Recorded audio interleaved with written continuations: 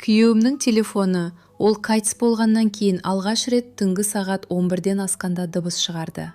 Сол дыбысты естіген сәтте жүрегім тоқтап қалғандай болды. 3 күн бойы өшірулі жатқан қара телефон қонақ бөлмедегі үстелдің үстінде жататын. Оны қолыма алуға батылым жетпей жүрген еді.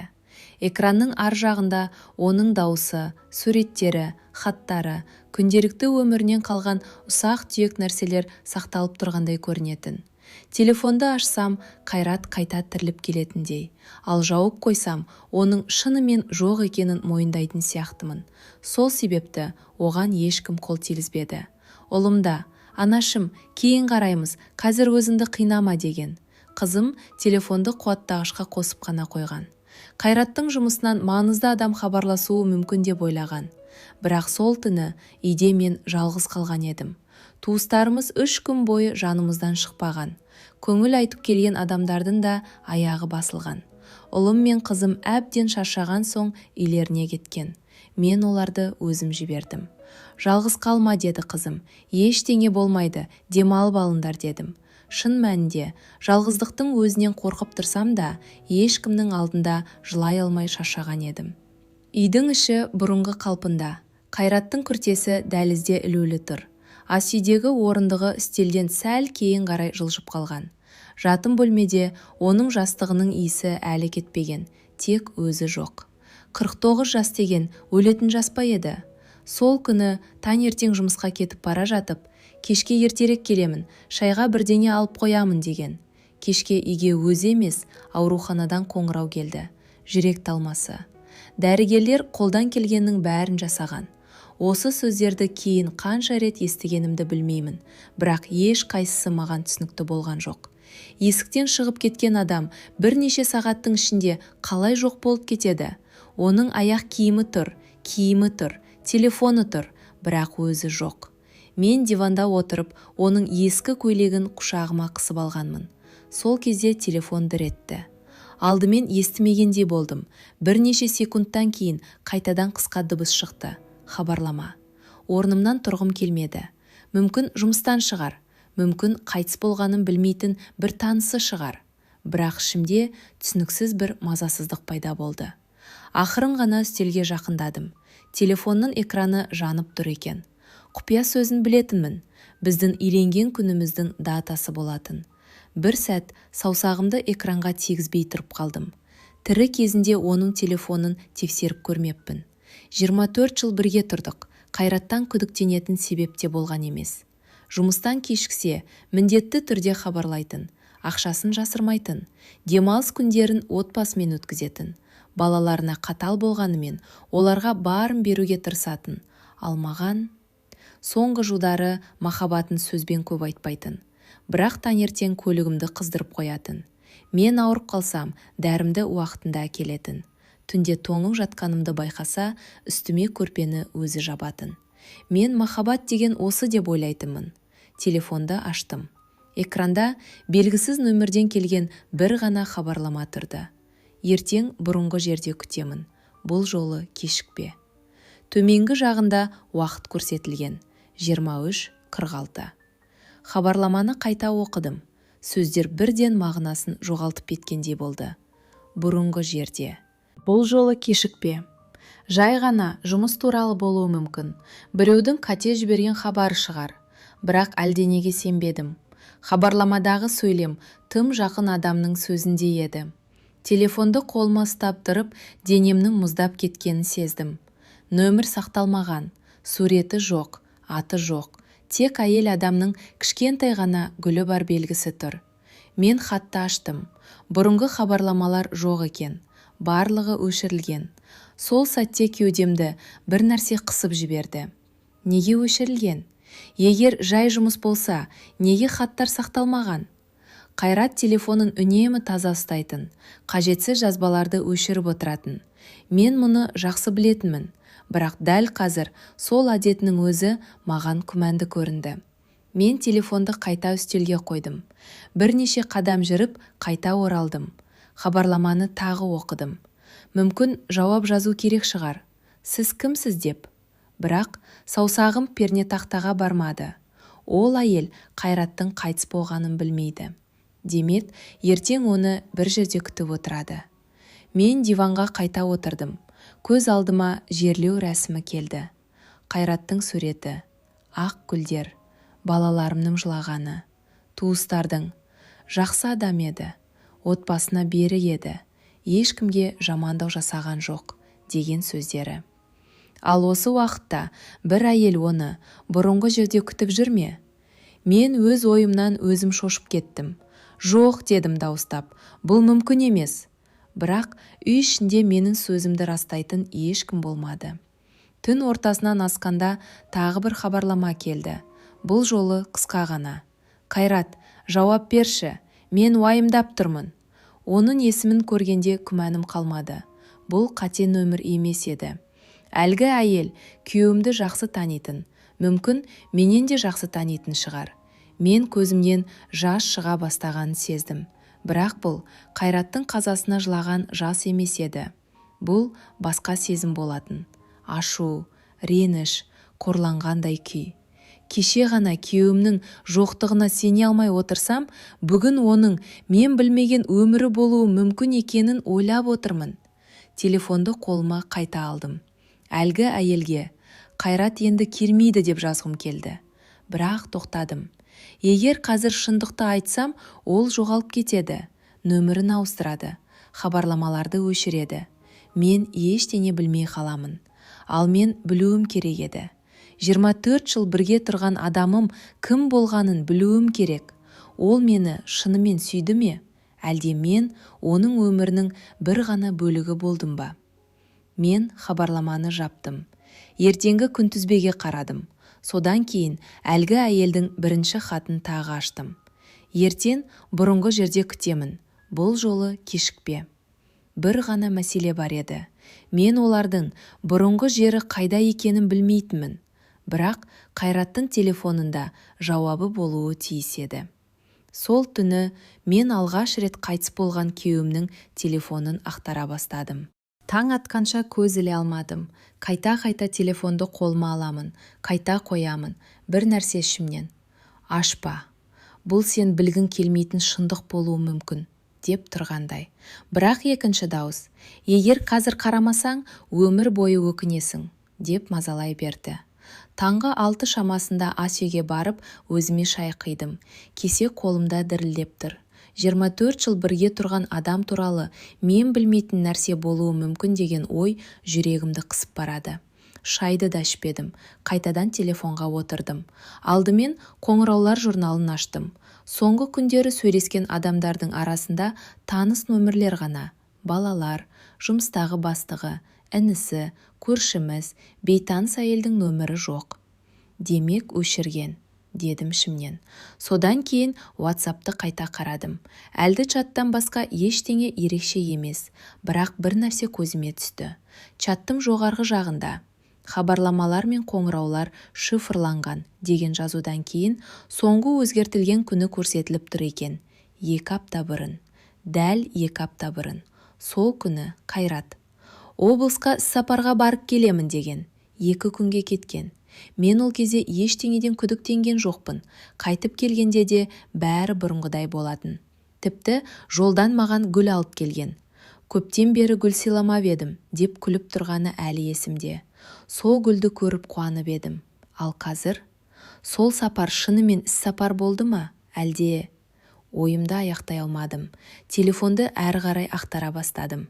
Галерея, мұндаған сурет, немереміздің туған күні, отбасылық демалыс, жұмыстағы әріптестері, балық аулаған кездері, ештеңе күмән тудырмайды. Бірақ кейін альбомдардың арасында бұрын байқамаған бір папка көзіме түсті. Құжаттар. Аштым. Четтер, жұмыс құжаттары, келісімшарттар. Бір кезде ең соңында тұрған бір ғана суретке көзім түсті. Қара экран. Алғашында ештеңе көрінбеді. Жарықты көбейттім. Сонда ғана байқалды. Бұл кафеде түсірілген сурет екен. Терезенің ар жағында жаңбыр жауып тұр. Стелде 2 кесе кофе. Бірі Қайраттың алдында. Екіншісі кадрға толық түспеген. Тек әйел адамның қолы ғана көрінеді. Ұзын саусақтар, күміс сақина, ақ жен, бет жүзі жоқ. әдейі түсірілмегендей. Бірақ сурет анық біреумен отырғанын көрсетіп тұр. Кеудемді тағы бір ауыр сезім басты. Бұл кім? Суреттің күніне қарадым. 3 ай бұрын. Сол күні Қайрат кешкісін. Көлік бұзылып қалды, кешігемін деген. Мен сенгенмін. Енді сол сөздің бәрі өтірік сияқты естіле бастады. Телефонды үстелге лақтырып жібердім, бірақ 5 минуттан кейін қайта көтеріп алдым. Мен өзімді тоқтата алмай қалдым. Бірінен кейін бірі сұрақ көбейе берді. Неге ол суретті өшірмеген? Неге дәл осы сурет қалып қойған? Әлде байқамай кеткен бе? Әлде маған әдейі қалдырған белгі ме? Осы ойдан кейін арқамнан суық тер шықты. Қайрат ешқашан жұмбақ сөйлейтін адам емес еді. Бірақ өмірінің соңғы айлары есіме түсе бастады. Кейде үнсіз отырып қалатын, бірнеше рет. Егер мен бір күні болмай қалсам, деп бастап, сөзін аяқтамай қойған. Мен күлгенмін.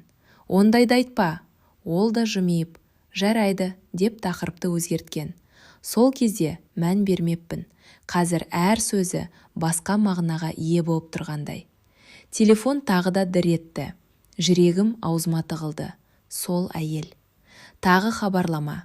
Бұл жолы бір ғана сөйлем. Мен бүгін де келемін. Сен келмесең де күтемін. Мен ұзақ қарап отырдым. Бүгін. Демек кездесу бүгін болуы керек. Егер бармасам, мен өмір бойы бұл құпияны білмей өтуім мүмкін. Ал барсам, мүмкін бүкіл өмірімнің жалған болғанын еститін шығармын. Мен айнаға қарадым. Көзім ісіп кеткен. Бетім қуарып тұр. Бірақ дәл сол сәтте бір шешім қабылдадым. Мен барамын. Қайрат бара алмаған жерге. Мен барамын. Сағат 11-ге қарай үйден шықтым. Қайраттың көлігін жүргізуге батылым бармады. Такси шақырдым. Телефондағы соңғы хабарламаны қайта-қайта оқып келемін. Мен бүгін де келемін. Сен келмесең де күтемін. Бірақ ең қиыны, мен олардың қай жерде кездесетінін білмейтінмін. Телефондағы карталарда ақтатададым. Соңғы барған орындар: жұмыс, үй, жанармай бекеті, дәрхана. Сосын бір атау көзіме түсті: ескі жағалау. Қайрат ол жерге жалғыз ешқашан бармайтын. Біз жас кезімізде ғана баратынбыз. Өзеннің жағасында ескі ағаш орындық бар еді. Студент кезімізде алғаш рет сол жерде кездескенбіз. Үйленгеннен кейін де анда-санда барып тұратынбыз. Бірақ соңғы 5-6 жылда ол жаққа мүлдем бармадық. Бұрынғы жерде. Дәл сол жер ме? Такси жүргізушісіне: ескі жағалауға апарыңызшы, кат, дедім. Күздің салқын күні. Аспанды сұр бұлт басқан. Өзен жағасында адам аз. Ағаштардың жапырағы сарғайып, жерге төгіліп жатыр. Мен көліктен түсіп айналаға қарадым. Жүрегім кеудемнен шығып кетердей соғып тұр. Ескі орындық әлі орнында екен. Бірақ бос. Қателестім, деп ойлағаным сол еді. Артымнан әйелдің даусы шықты: кешігіп қалдыңыз. Жалт бұрылдым. 40-тарға таяған әйел, қара пальто, қолында кішкентай гүл шоғы, бетінде мұң. Бірақ мен ойлағандай жас қыз емес. Тіпті менен де үлкендеу сияқты. Ол маған жымиып қарады. Қайрат. Сосын сөзін аяқтай алмай тоқтап қалды. Ол маған ұзақ қарап тұрды. Жүзі бірден өзгерді. Сіз Қайрат емессіз. Мен басымды изедім. Мен оның әйелімін. Әйелдің қолындағы гүл шоғы жерге түсіп кете жаздады. Не? Даусы дірілдеп шықты. Сіз не дедіңіз? Мен жұтынып алдым. Қайрат, 3 күн бұрын қайтыс болды. Әйелдің өңі әп-сәтте бозарып кетті. Бір қадам артқа шегінді. Жоқ, бұл мүмкін емес. Өкінішке қарай. Ол 2 қолымен аузын жауып үнсіз жылай бастады. Мен оған қарап тұрмын. Бір жағым: міне, көңілдесі, деп айтып тұр. Ал екінші жағым оның жылағанына қарап бір түрлі аяп кетті. Бұл жасанды көз жасы емес еді. Бірнеше минут үнсіз тұрдық. Сосын әйел әрең дегенде: маған ешкім айтпады, деді. Сіз кімсіз? Ол жауап бермеді. Тек көз жасын сүртіп алып: мен сізге бәрін түсіндіремін, бірақ өтінемін, мені соңына дейін тыңдаңыз, деді. Мен ашумен: тыңдайтындай не қалды? 24 жыл бірге тұрған күйеуімнің басқа әйелі болғанын білуім керек пе? Әйел басын шайқады. Жоқ, сіз бәрін дұрыс түсінбей тұрсыз. Онда не? Мен оның көңілдесі болған жоқпын. Мен ұсқылдап күлдім. Онда неге жасырын кездесіп жүрдіңдер? Неге түнде хабарлама жаздың? Неге бұрынғы жерде күттің? Әйел көзін төмен түсірді. Өйткені Қайрат солай өтінген. Не үшін? Ол бір сәт үнсіз қалды. Сосын баяу ғана сөмкесін ашты. Ішінен ескі, қалың қоңыр конверт шығарды. Конверттің сыртында менің аты жөнім жазылып тұр екен. Айгүлге, қолтаңба. Қайраттың қолтаңбасы еді. Менің тынысым тарылып кетті. Ол маған, егер бірдеңе болып кетсе, осыны сізге өз қолыммен беруді тапсырған. Мен конвертте қарап қатып қалдым. Егер шынымен бұл хат Қайраттан болса, онда ол өз өлетінін сезген бе? Немесе маған айтылмаған тағы бір құпия бар ма еді? Мен қалтырап тұрған қолыммен конвертті алдым. Оны ашуға батылым жетпеді. Ал әлгі әйел жай ғана. Ішіндегі шындық сіз ойлағаннан әлге қайда ауыр, деді. Конвертті ашуға қолым бармай тұрды. Бірақ енді кері шегінуге кешеді. Қайраттың қолтаңбасын көрген сайын жүрегім шымырлайды. Ақырын аштым. Ішінде бірнеше бет хат және бір фотосурет бар екен. Алдымен суретті алдым. Суретте Қайрат әлгі әйелмен бірге тұр. Екеуі күліп тұр. Менің қолым дірілдеп кетті. Сонда бәрі рас болғаны ма? Әйел басын шайқады. Хатты соңына дейін оқыңыз. Мен бірінші жолын оқи бастадым. Айгүл, егер бұл хатты оқып отырсаң, демек мен сендердің жандарында жоқпын. Көзіме жас келді. Хат әрі қарай былай жалғасты. Ең алдымен сенен кешірім сұраймын. Соңғы 2 жыл бойы сенен бір құпияны жасырдым. Дәл осы сөйлемді оқығанда жүрегім су ете қалды. 2 жыл. Демек, расымен де менен жасырған нәрсе болған. Мен хатты әрі қарай асығып оқыдым.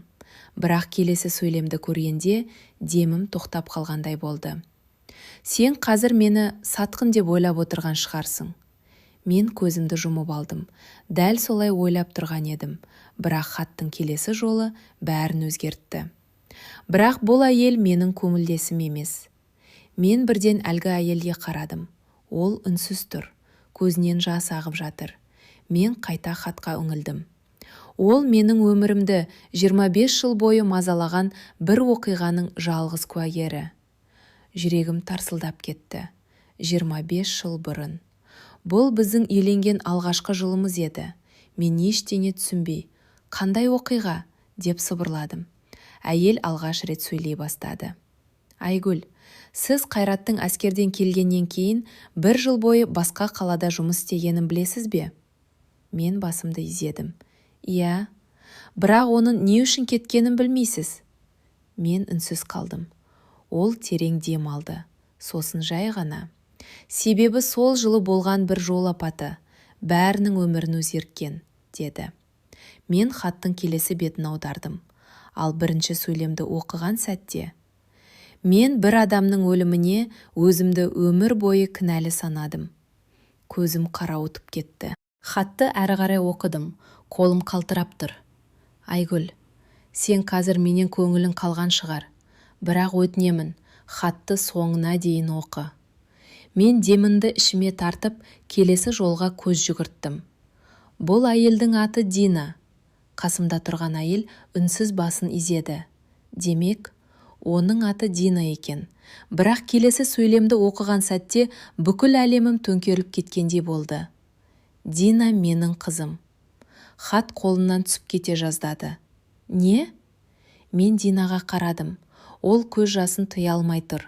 Бұл өтірік қой? Ол ақырын ғана басын шайқады. Жоқ. Бұл мүмкін емес. Қайрат екеуміз 24 жыл бірге тұрдық. Мен оның әр күнін білемін деп ойлайтынмын. Қалайша оның қызы болуы мүмкін? Мен дірілдеген дауыспен. Сен не айтып тұрсың? Дина көз жасын сүртіп. Мен сіздің отбасыңызды бұзғым келген жоқ. Ешқашан, деді. Мен ашумен: «Онда қайдан шықтың?» Ол терең дем алды. «Мен Қайрат ағайды 2 жыл бұрын ғана таптым». Осы сөзді естігенде аңтарылып қалдым. 2 жыл бұрын? Иә. Анам қайтыс болар алдында маған бір шындықты айтты. Менің әкемнің кім екенін. Сол кезде ғана Қайраттың аты жөнін білдім. Мен оны ұзақ іздедім. Тапқан күні ол маған бірден: «Егер бұл рас болса, мен сенен ешқашан бас тартпаймын» деді. Мен үнсіз тыңдап тұрдым. Ол маған ештеңе уәде еткен жоқ. Тек кейде кездесіп, өмірімді сұрап, көмектесіп тұрды. Бірақ бір нәрсені қайта-қайта айтатын: «Айгүл ешқашан білмеуі керек». Мен көзімді жұмдым. Жүрегімде ашу да, өкініш те, түсінбеушілік те араласып кетті. Неге? Себебі ол сізді жоғалтудан қорқатын, бірақ мені де тағы бір рет жоғалтқысы келмейтін. Мен хаттың соңғы бетін аштым. Қайраттың соңғы сөздері жазылыпты. «Айгүл, мен саған өтірік айттым. Бірақ мен ешқашан саған апасыздық жасаған емеспін. Бұл қыз дүниеге біз таныспай тұрып келген. Мен оның бар екенін 2 жыл бұрын ғана білдім. Мен екеуінің де жүректерінде жараламаудың жолын іздедім, бірақ үлгермедім. Мен хатты кеудеме қыстым. Жаңа ғана мен күйеуімді сатқын деп ойлап тұр едім, ал шындық мүлде басқа екен». Хаттың ең соңғы бетін аштым. Қайраттың қолтаңбасын көрген сайын жүрегім шымырлап барады. Соңғы жолдар былай басталыпты. «Айгүл, егер осы хатты оқып отырсаң, демек мен саған ең маңызды сөзімді тірі кезінде айта алмаппын». Мен еріксіз жылай бастадым. Мен сені өмірімде бір-ақ рет алдадым. Ол осы шындықты жасыру болды. Бірақ мен саған опасыздық жасаған емеспін. Дина дүниеге біз таныспай тұрып келген. Мен оның бар екенін 2 жыл бұрын ғана білдім. Алғашында сенбедім. Кейін қан сараптамасы бәрін дәлелдеді. Қолымдағы хатқа жасым тамып жатты. Қайрат жалғастырыпты. Мен 2 адамның арасында қалдым. Бір жағында 24 жыл бірге өмір сүрген әйелім, балаларым, отбасым. Екінші жағында өмір бойы әкесіз өскен қызым. Екеуіңнің біреуіңді таңдауға жүрегім бармады. Сол сәтте мен Динаға қарадым. Ол үнсіз жылап тұр. Мен оның жүзіне алғаш рет дұрыстап қарадым. Көздері Қайраттың көзі екен. Күлімдегенде оң жақ бетінде пайда болатын кішкентай шұңқыры да дәл сондай. Осы уақытқа дейін байқамаппын. Мен үнсіз барып орындыққа отырдым. Бүкіл өмірім көз алдымнан өтті. 24 жыл. Бақытты күндер, балалардың дүниеге келуі, тойлар, ұрысқан сәттеріміз, татуласқан кездеріміз, Қайраттың үнсіз қамқорлығы. Ол мені ешқашан алдамағандай көрінетін. Шын мәнінде, ол тек бір құпиямен өмір сүріпті. Дина маған жақындап келді. «Мен сізден ештеңе сұрамаймын. Маған ештеңе де керек емес. Мен тек әкемнің қабіріне барып, әке деп бір рет айтуға үлгерсем болды». Дауысы дірілдеп кетті. Мен енді шыдай алмадым. Орнымнан тұрып, оны құшақтап алдым. Екеуміз де үнсіз жыладық. Сол сәтте мен оның Қайраттың қызы екенін жүрегіммен қабылдадым. Біз екеуміз де бір адамнан айырылып тұрған едік. Айырмашылығы, мен күйеуімді жоғалттым, ал ол өмір бойы іздеген әкесін енді ғана тауып қайта жоғалтты. 40 күндік асы өткен соң, екеуміз Қайраттың қабіріне бірге бардық. Дина үнсіз гүл қойды. Сосын жай ғана «Әке, кешіріңіз» деп сыбырлады. Мен көз жасымды тыя алмадым. Сол кезде мен оның иығына қолымды қойдым. Ол маған қарады. Мен алғаш рет «Қызым, үйге жүр» дедім. Дина жылап жіберді. Ал мен дәл сол сәтте Қайраттың соңғы аманатын орындағанымды түсіндім. Үйге қайтар жолда көктемнің алғашқы жаңбыры жауа бастады. Аспан бұлтты болса да, ішімде бір ауыр жүк жеңілдегендей болды. Кейде өмірдегі ең ауыр шындық адамдарды ажыратпайды, керісінше бір-біріне бұрынғыдан да жақындатады. Егер бұл оқиға жүрегіңізге әсер етсе, пікіріңізді жазыңыз. Сіз Айгүлдің орнында болсаңыз, Динаны қабылдар ма едіңіз? Әлде Қайратты ешқашан кешірмес пе едіңіз? Осындай өмірге жақын, жүрекке жететін әңгімелерді жіберіп алмау үшін арнаға жазылып, лайк басуды ұмытпаңыз. Келесі әңгімеде тағы бір тағдырдың күтпеген құпиясын бірге ашамыз.